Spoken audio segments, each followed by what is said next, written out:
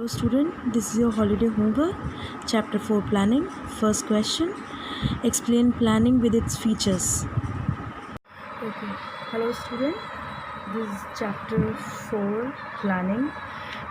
This video is about your holiday homework which is given to you.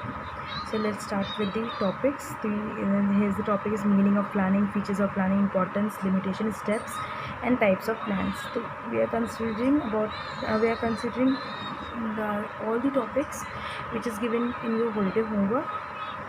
First, start with the basic concept of planning. Planning is the beginning of management process, as is given in the notes, wherein functions of management shows that planning is in the beginning or is the first step for management process. So management process has a function that is called Postcrop, that is this, where planning is the first concept. Okay, so let's start with the planning concept. What is planning? Planning is basically something to predict in present about the future, or to know or to think about something that is you are going to do in future but decided in present. यहाँ पर meaning दी हुई है. Meaning of planning is decided in the present what is to be done in future. As I told you, to forecast the work, whatever you want to do in future, that you decided in present. It involved anticipated future course of event and decided the best course of action. So this is the planning, thinking before doing, यानी कि आपको करने से पहले सोचना है कि आपको करना क्या है. एक एग्जांपल के तौर पे समझाती हूँ. अगर आपको कोई सब्जेक्ट पढ़ना है तो आप उसके लिए पहले प्लानिंग करते हो कि मैं घर जाऊँगा या घर जाऊँगी तो मैं ये पढ़ूँगा या पढ़ूँगी, और इसके लिए मैं इतने बजे करूँगी, पहले मैं ये खेलूँगी, फिर ये करूँगी, फिर वो करूँगी, फिर यहाँ पर पढ़ूँगी. और पढ़ेंगे क्या? दिस इज़ द चैप्टर जो मैं पढ़ूँगी. तो दैट इज़ कॉल्ड प्लानिंग. जो आप करने से पहले सोचते हो उसे ही कहते हैं प्लानिंग. ओके, तो अब आते हैं यहाँ पर फीचर्स ऑफ प्लानिंग. प्लानिंग के फीचर्स है. Planning focus on achieving objective, यानी कि अगर आपको अपने ऑब्जेक्ट को अचीव करना है तो you have to think about कि प्लानिंग में आप फोकस करेंगे ऑब्जेक्टिव को लेके कि आपकी ऑब्जेक्टिव है क्या, उसी के अकॉर्डिंग आप प्लान करेंगे. अगर आपको फर्स्ट आना है तो आपको उस हिसाब से प्रेडिक्शन करनी है कि मेरा फोकस फर्स्ट आना है, तो उस हिसाब से प्लानिंग करेंगे मुझे पढ़ना किस तरह है. Planning is the primary function of management. ये मैंने आपको बताया था. फंक्शन ऑफ मैनेजमेंट जो मैंने आपको नोट्स में दिया है उसमें पहला जो फंक्शन है पोस्टस्टॉप में, वो पहला फंक्शन जो है P, दैट इज़ प्लानिंग. तो यानी कि आपको एडवांस में सोचना कि आपको करना क्या है.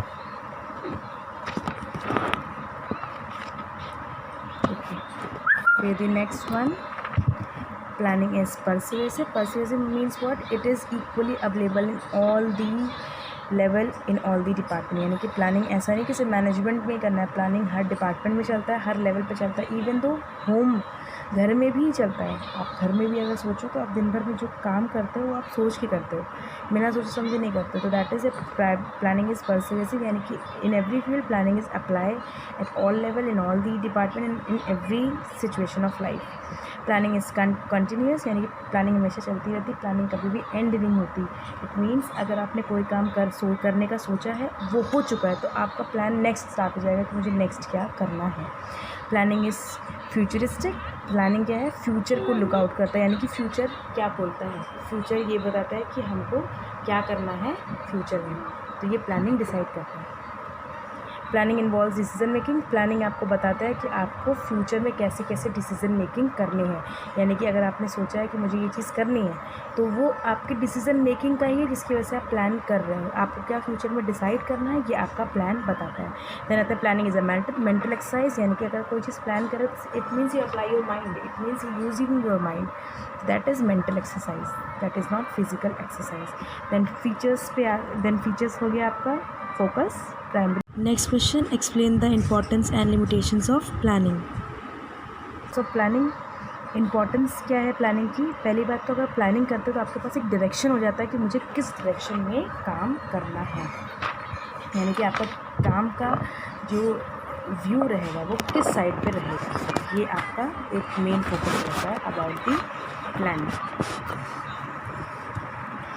फिर देन आते हैं प्लानिंग रिड्यूस द अनसर्टेनिटी। अगर आपने कोई चीज़ प्लान करके रखी है तो आप उससे जो भी इसमें हिंड्रेंसेस या जो भी प्रॉब्लम्स आएंगे उसको फेस करने के लिए भी आपने प्लान किया होगा। तो ये चीज़ आपको प्लानिंग के थ्रू ही पता चलती है कि आपकी जो भी रिस्क फैक्टर है वो प्लानिंग के थ्रू कम हो सकता है। Planning reduce overlapping and wastage of activity. अगर आप प्लान कर रहे हो तो ओवरलैपिंग यानी कि वो काम दोबारा ना हो, वैसा काम कोई और ना करे, ये चीज़ का भी आप ध्यान रखिए। यानी कि okay, planning reduce overlapping and wasteful activity. That means कि प्लानिंग ओवरलैपिंग और वेस्टफुल एक्टिविटीज़ को कम करता है। जैसे कि ओवरलैपिंग यानी कि जो प्लानिंग आपने कर रखी है वो कोई और ना करे, वैसी ही प्लानिंग कोई और ना करे, मिसअंडरस्टैंडिंग ना हो, कन्फ्यूज़न ना हो, तो इसको अवॉइड करता है। वेस्टेज यानी कि अगर आपने किसी चीज़ के लिए होमवर्क कर रखा है यानी कि प्लानिंग कर रखी है तो आपके हाथ से वेस्टफुल चीज़ें थोड़ी कम होंगी, क्योंकि आप इनएफिशिएंसी को कोशिश करेंगे, जो भी आपकी लैकनेस है, जो भी हिंड्रेंसेस, उसके लिए पहले आप वर्कआउट कर चुके होंगे। That's why you taking corrective action. The next, planning promotes innovative ideas. Planning जब आप सोचते हो किसी चीज़ के लिए, अपनी मस्कुलर एक्सरसाइजेस करते हो यानी कि मेंटल हेल्थ पे या मेंटल लेवल पे कुछ आप सोचते हो तो आपके दिमाग में सोचते सोचते ना क्रिएटिव आइडियाज़ आते हैं। तो planning is also facilitating innovative ideas. Planning facilitate decision making. Planning का सबसे मेजर पॉइंट होता है कि डिसीजन मेकिंग में प्लानिंग बहुत हेल्प करता है। If you work on some activity, some task, then you actually work out all the hindrances, you actually work out in every aspect, so this help in making decision fruitful. Planning establish standard for controlling में भी मदद करता है, यानी कि जो भी wasteful चीज़ें हैं वो कंट्रोलिंग साइड कर देते हैं। यानी कि जैसे कि एक्चुअल परफॉर्मेंस आपने सोच रखा है कि ये होना चाहिए, यानी कि स्टैंडर्ड है कि आपका एक महीने में 10,000 यूनिट बनना चाहिए, प्रोडक्शन होना चाहिए, पर एक्चुअल परफॉर्मेंस क्या हो रही है, that is the practical thing. Planning is something theoretical, यानी कि आपने सोच के रखा है, प्रैक्टिकल जो हो रहा है वो, तो इस गैप को भी कम करता है एज कंट्रोलिंग। यानी कि आपको ऑलरेडी पता होता है कि मुझे ये वर्क करना है प्लानिंग के थ्रू, जिससे कि कंट्रोलिंग हो सके, जिससे कि कंट्रोलिंग को फ्रूटफुल आप बना सकते हैं, तो प्लानिंग उसको हेल्प करता है। देन आते हैं next, limitation of planning. Limitation क्या क्या है? प्लानिंग लीड्स टू रिजिडिटी, यानी कि सबसे बड़ी प्रॉब्लम ये है प्लानिंग की कि अगर आपने कोई चीज़ प्लान कर रखी है तो आप उसमें चेंजेस लाएंगे तो ये एक अलग तरह का ब्रेन को डिस्टर्ब करना होगा। यानी कि आपने ऑलरेडी सोच के रखा है कि आपको ये चीज़ करनी है, अचानक से आपको बोला जाए कि नहीं इन्वायरमेंट इसके लिए फेथफुल नहीं है या फिर फ्रूटफुल नहीं है, तो आपको तुरंत प्लानिंग चेंज करनी पड़ेगी। तो प्लानिंग चेंज होने में बहुत ही दिक्कत होती है, तो इसलिए प्लानिंग को रिजिड बोला गया। यानी प्लानिंग जल्दी से चेंज नहीं होती, क्योंकि ऑलरेडी आपने इसके लिए बहुत दिन तक सोचा है, इसलिए प्लानिंग को रिजिड कहा गया है। Planning may not work in dynamic environment, यानी डायनेमिक यानी कि जो प्रवाहशील, यानी कि डायनेमिक मतलब होता है जो चेंजेस होते रहते हैं, तो बिज़नेस में चेंजेस होना बट ऑब्वियस है। तो प्लानिंग ऐसे इन्वायरमेंट पे काम नहीं करता है कि चेंजेस होते रहेंगे, तो प्लानिंग कैसे एग्जिस्ट करेगा। जैसे मान लीजिए आपने सोचा कि मैं घर जाके पढ़ूंगा, मगर आपके यहाँ कोई आ गया तो आप नहीं पढ़ेगा, कि दैट इज़ चेंजिंग इन्वायरमेंट, आप आने वाले को तो नहीं रोक सकते ना। तो ये डायनेमिक है, यानी कि चेंजेस तो होते रहेंगे, उस चेंजेस में भी आपको कैसे अपनी प्लानिंग को एग्जीक्यूट करना है, that is something fruitful for the business. पर प्लानिंग को डायनेमिक इन्वायरमेंट पे एग्जिस्ट करना मुश्किल होता है। प्लानिंग रिड्यूस क्रिएटिविटी, जैसे आपने कोई चीज़ प्लान कर ली तो ये रिड्यूस करता है, यानी कि आप उसके अलावा कुछ और सोच ही नहीं सकते, क्योंकि आपने ऑलरेडी कुछ चीज़ें प्लान करके रखी हुई हैं। Planning involves huge cost, planning में कॉस्ट ज़्यादा लगती है, क्योंकि आप उसके लिए सोचते हैं, उसके लिए पैसा खर्च करते हैं, आप उसके लिए कुछ ना कुछ पॉलिसीज़ बनाते हैं, कुछ ना कुछ प्रोसीजर्स फॉलो करते हैं, तो ये टाइम टेकिंग है, प्लस कॉस्ट भी काफ़ी लगती है। Next point is planning is time consuming. मैंने आपको बताया अभी ही जस्ट लास्ट में कि टाइम टेकिंग भी है, क्यों? क्योंकि आप उसके लिए बैठ के सोचते हो, this time is very precious, time is money, और जब आप बैठ के सोच रहे हो तो वो आपके पैसे को भी खर्च करा रहा है, पर टाइम भी आपका ले रहा है। Time does not guarantee success, planning does not guarantee success, यानी कि आपको कभी भी ज़रूरी नहीं है कि कोई आपने प्लानिंग कर रखी है तो ये आपको गारंटी नहीं करता कि वो सक्सेस करेगा। बिजनेस में प्रॉफिट लॉस दोनों एग्जिस्ट करते हैं, पर प्लानिंग हमको एक तरह से लड़ने की क्षमता देता है, तो ज़रूरी नहीं कि वो हमको सक्सेस की तरफ ही ले जाए, कभी कभी ऐसा भी होता है कि हमको वो सक्सेस की तरफ नहीं भी ले जाता है। अब एक्सटर्नल लिमिटेशन क्या हो सकती है? नेचुरल कैलामिटीज़, यानी कि जैसे अर्थक्वेक हो गया, प्लानिंग में अर्थक्वेक को तो काउंट नहीं किया जाता, क्योंकि ये ऐसी क्लैमिटीज़ है जो कि नेचर के द्वारा होती है, तो ये भी प्लानिंग में नहीं आता है। Then change in government policy, government ने कोई पॉलिसी चेंज कर दी जो कि आपके बिज़नेस के लिए अच्छी नहीं है, तो ये भी एक तरह से लिमिटेशन है कि आपको उसमें भी सर्वाइव करना है। स्ट्रैटेजी ऑफ कॉम्पिटिटर, आपके कॉम्पिटिटर ने कोई स्ट्रैटेजी नहीं फॉर्म की जिससे कि वो अपने बिज़नेस को अच्छे से इम्प्रोवाइज़ कर सके, तो वो भी प्लानिंग में लिमिटेशन बनता है। टेक्नोलॉजिकल चेंजेस, कोई नई टेक्नोलॉजी आ गई, जितने प्रोडक्ट मार्केट में है वो सारे फेल हो गए। चेंज इन फैशन, लोगों को अब वो जो पुराना ट्रेंड था वो पसंद नहीं आ रहा है, नया ट्रेंड पसंद आ रहा है, नया टेस्ट पसंद आ रहा है, तो लोग उसकी तरफ अट्रैक्ट होते हैं, तो प्लानिंग आपकी फेल हो सकती है। That is the limitation. Next आते हैं third one, describe the step in planning process. Next आते हैं सबसे मेन जो टॉपिक है ये है स्टेप्स ऑफ प्लानिंग। ये बोर्ड्स के पर्सपेक्टिव से भी इम्पॉर्टेंट है, केस स्टडी के पर्सपेक्टिव से भी इम्पॉर्टेंट है, तो आपको इसको लाइन बाय लाइन याद करना पड़ेगा। तो हमें स्टेप प्लानिंग में क्या होता है, पहले तो आपको ऑब्जेक्टिव सेट करने पड़ते हैं कि आपका प्लानिंग आप बना क्यों रहे हो, यानी कि आपका एम क्या है, आप किस लिए प्लानिंग कर रहे हो, तो आपको अपना एम पता होना चाहिए कि ये मेरा एम है, इसके लिए प्लानिंग मैं कर रहा हूँ। द डेवलपिंग प्रोमाइसेस, जैसे ही अपने प्लानिंग करना शुरू किया उसके अकॉर्डिंग आप माहौल बनाना शुरू करेंगे। डेवलपिंग प्रोमाइसेस से माहौल बनाना कि ये माहौल क्रिएट होगा तभी मेरी प्लानिंग बनेगी। Identify alternative course of action, यानी कि अगर मान लो कोई प्लानिंग हम कर रहे हैं तो हमें ये भी लेके चलना है कि इसका ऑल्टरनेटिव, मान लो ऐसा नहीं हुआ, मेरा प्लानिंग नहीं चल पाया, तो पार्ट या फिर प्लान बी भी होना चाहिए। प्लान बी यानी कि ऑल्टरनेटिव सोर्स होना चाहिए कि अगर मान लो ऐसा नहीं हुआ तो मैं इसको भी अप्लाई कर सकता हूँ। जैसे मान लो कि हमने दिमाग में सोचा है कि मुझे पढ़ना है, तो पढ़ने के लिए अगर मान लो वो जो प्लान आप लेके चल रहे हो वो नहीं काम किया, तो एक आप ये भी ऑप्शन लेके चलो कि मैं इस, अगर ये ऐसा कुछ होता है तो इसके अलावा इस तरह से भी मैं पढ़ सकता हूँ। तो एक ऑल्टरनेटिव यानी कि एक आपके पास अदर सोर्स होना चाहिए कि आप अपने एम को अचीव कर सकें। इवैल्यूएशन ऑफ ऑल्टरनेटिव, अब आपके पास जब भी आप प्लानिंग करते हो तो आपको जब ऑल्टरनेटिव लेते हो तो एक ही ऑल्टरनेटिव लेके नहीं चलते हो, आप 4-5 ऑल्टरनेटिव लेके चलते हो कि ये नहीं हुआ तो ये कर लेंगे, ये नहीं हुआ तो ये कर लेंगे, दिस नहीं दैट नहीं, तो ऐसे करते करते आप सोचते हो। फिर उसको जब इवैल्यूएट करते हो तो जो आपके इवैल्यूएशन यानी कि आपका किस टाइम के लिए कौन सा प्लान सही है, कौन सा कोर्स सही है, ये आप सोच के चलते हो। देन सेलेक्टिंग एन ऑल्टरनेटिव, जैसे आप इवैल्यूएट कर लेते हो सारे ऑल्टरनेटिव को, वैसे आप डिसाइड करते हो कि मेरे लिए बेस्ट ऑल्टरनेटिव क्या होगा इस समय। तो यहाँ पर बेस्ट ऑल्टरनेटिव आप सेलेक्ट कर लेते हो, फिर इसका इम्प्लीमेंट द प्लान, फिर आप प्लान को इम्प्लीमेंट करते हो। इम्प्लीमेंट करने के बाद फिर फॉलो अप द एक्शन, यानी कि उस प्लान पे चलना शुरू कर देते हो। देन आते हैं नेक्स्ट टॉपिक है Next question, explain the following terms. First, single use plan and standing plan. Next is policy and procedure. And next topic है types of plans. Types of plan में कि टाइप्स ऑफ प्लान में plan is a document showing detail scheme programme strategy workout in advance for fulfilling an objective, यानी कि आप plan को जब सोचते हो तो आपके दिमाग में बहुत सारी चीज़ें आती हैं, कैसा प्रोग्राम होगा, क्या स्ट्रैटेजी होगी, क्या प्रोसीजर हम फॉलो करेंगे, कैसे कैसे हम उसको एडवांस में अपने ऑब्जेक्टिव को सोच सकते हैं। तो इसके लिए बहुत सारे पॉइंट्स हैं जो कि हमें पढ़ना पड़ता है, तो इनमें से मैं आपको कुछ बताती हूँ। सिंगल यूज़ प्लान, यानी कि एक ऐसा प्लान जिसको हम वन टाइम प्लान यानी कि एक ही बार यूज़ कर सकते हैं for achieving the goal, that's called single use plan.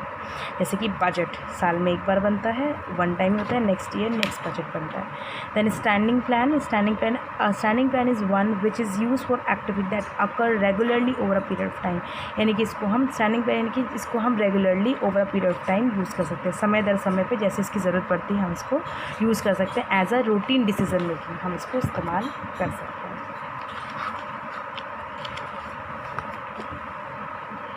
Then आते हैं नेक्स्ट पॉलिसीज़।